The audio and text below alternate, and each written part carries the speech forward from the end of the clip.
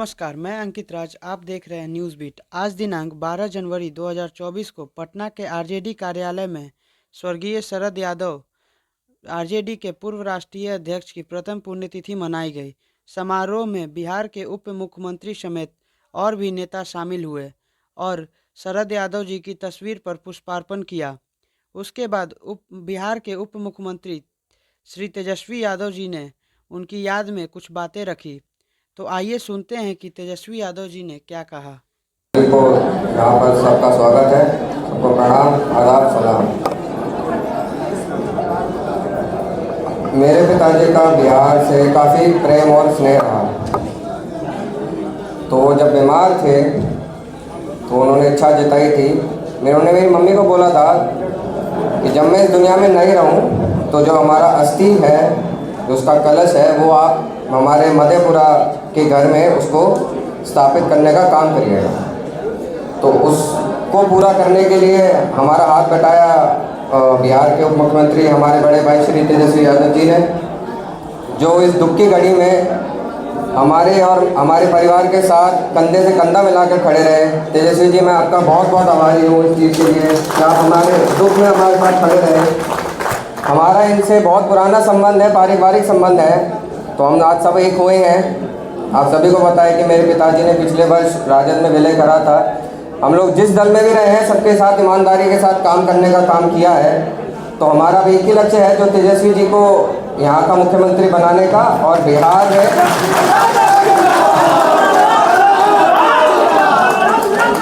और देश से बीजेपी का सफाया करना है।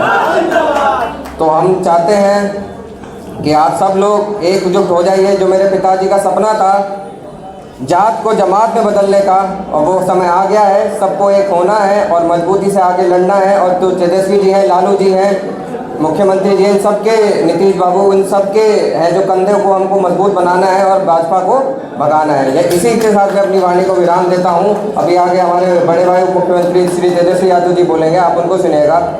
जब पहले स्वर्गीय शरद यादव जी के प्रति हम श्रद्धा के सुमन अर्पित करते हैं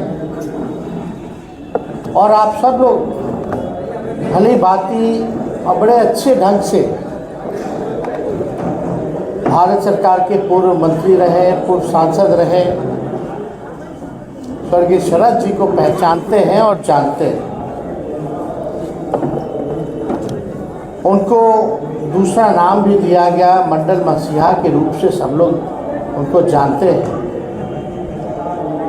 और से एक सच्चे समाजवादी नेता रहे। और हमारे पिता के साथ, राष्ट्रीय अध्यक्ष जी के साथ, उन्होंने शुरुआती जीवन में साथ संघर्ष किया और समाजवादी विरासत को आगे ले जाने का काम किया। सामाजिक न्याय की विचारधारा को घर घर तक पहुंचाया और जनता दल की जब सरकार बनी थी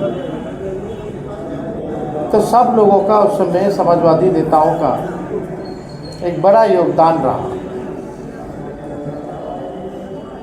उनके पुत्र शांतनु जी आज यहाँ हम सब लोगों के बीच उपस्थित हैं और आप सब लोगों को पता है कि एक साल पहले ही जो है आदरणीय शरद जी का देहांत हुआ था। जब देहांत हुआ तो हम सब लोग जो हैं दुखी थे, निराश थे और हम स्वयं दिल्ली भी गए थे। और हम इतना ही कहना चाहते हैं कि आज एक दुख के घड़ी में हम उनके परिवार के साथ, मजबूती के साथ, हम ही नहीं बल्कि राष्ट्रीय अध्यक्ष और पूरी पार्टी मजबूती के साथ, सामाजिक न्याय के लिए उन्होंने बड़ा काम किया, योगदान उनका बड़ा रहा। और हम सब लोग जो हैं उनसे सीखते हैं, मिलते रहे हैं पूर्व में लगातार। आप सब लोगों को पता है कि पिछले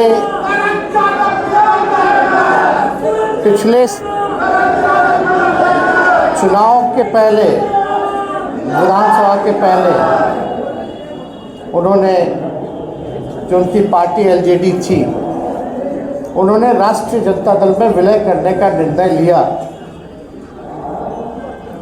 और बड़े मजबूती के साथ उस चुनाव में हमारे साथ खड़े रहे और हम लोग सब लोग लगातार उनसे मिलते रहे, सीखते रहे और यही काम जो है, बाकी बचा हुआ काम हम सब लोगों को साथ मिल करके पूरा करना है। आज अगर शरद यादव जी जिंदा होते, जो महागठबंधन की सरकार बनी है आदरणीय नीतीश कुमार जी के नेतृत्व में और लालू जी के आशीर्वाद से, तो आज शरद जी को बहुत खुशी होती कि जो उन लोगों का संघर्ष रहा कि भाई राज्य में जाति आधारित गणना या देश भर में जाति आधार पे जनगणना कराने का, वो आज बड़ा प्रसन्न होते हैं कि हम लोगों ने जो कमिटमेंट किया था कि सरकार में आते ही जाति आधारित गणना हम लोग कराने का काम करेंगे, उसको पूरा करेंगे। उनको और भी खुशी होती इस बात को लेकर के कि जितने नियोजित शिक्षक जो उस समय संघर्ष कर रहे थे, लाठी खा रहे थे, लगभग 4.5 लाख लोग जो नियोजित शिक्षक थे, जो हम लोगों का कमिटमेंट था कि सरकार बनेगी तो हम इनको राजकीय कर्मी का दर्जा देने का काम करेंगे। तो आज हमारी सरकार ने उस काम को भी पूरा करने का काम किया और साथ ही साथ लाखों के तादाद में शिक्षकों की बहाली की जा रही है। बीपीएससी द्वारा पहला फेज हो गया, इसमें 1,20,000 के करीब लोग जो है नियुक्ति पत्र हम लोगों ने देने का काम किया। उसके बाद सेकेंड फेज का भी हुआ है, जिसमें कि लाखों के तादाद में कल ही गांधी मैदान में जो है उन सभी लोगों को माननीय मुख्यमंत्री जी के नेतृत्व में हम सब लोग नियुक्ति पत्र बांटने का काम करेंगे। तो लगातार बहालियाँ, जो गरीब आंगनबाड़ी महिलाओं की जो समस्या थी, मानदेय की जो बात थी, उसको हम लोगों ने बढ़ाने का काम किया। टोला सेवक से लेकर के आपके तालमी मरकज़ के लोगों के जो वादे हम लोगों ने थे, उसको हम लोगों ने पूरा किया, मानदेय को दुगुना करने का काम किया और लगातार जो है इस दिशा में हम लोग काम कर रहे हैं। अब जाति आधारित गणना हुआ है तो जो आर्थिक स्थिति जो है सबकी पता है, हर जाति में गरीबी है, उसी हिसाब से हमारी सरकार भी योजना बना ली। जो भूमिहीन है उसको भूमि दिलाने का, जो पक्का मकान नहीं है उसको पक्का मकान बनाने के लिए राशि, आर्थिक मदद, और जो बेरोजगार जो युवा हैं जिसके परिवार में कोई नौकरी नहीं, उसको भी आर्थिक मदद हमारी सरकार, चाहे किसी जाति के हों, किसी धर्म के हों, उसको हम लोग देने का काम करें।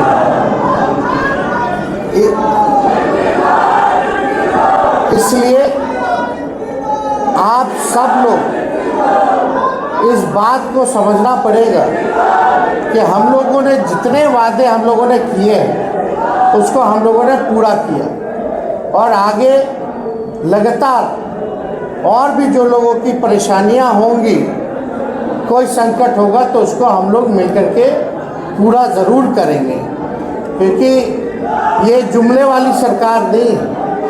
कुछ लोग जुमलेबाजी करते रहते हैं। कुछ लोगों का था कि 15-15 लाख रुपया जो है खाते में हम लोग देने का काम करेंगे, हर भारतीय के खाते में देंगे। कुछ लोग प्रधानमंत्री कहते थे कि हर साल जो है 2 करोड़ रोज़गार जो है वो दिया करेंगे, बल्कि रोज़गार देना तो दूर की बात, रोज़गार जो है वो भी छीना गया।